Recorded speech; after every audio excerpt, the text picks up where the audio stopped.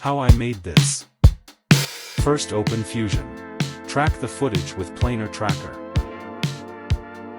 Select the TV for tracking surface. Create a planar transform. Add a matte control node. Mask the screen of the TV. Soften the edge. The mask is done.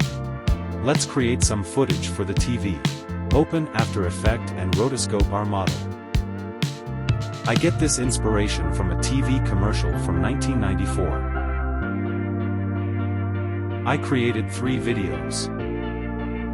Let's place our video in the TV screen. Use the transform node to scale and position.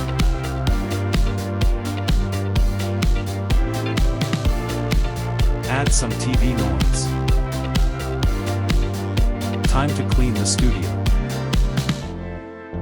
In After Effects, open Content Aware Fill and create a reference frame.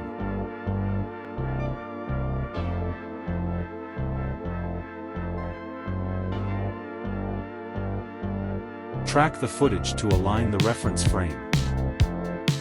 To give the film look, I used Phantom LUT and Dehancer.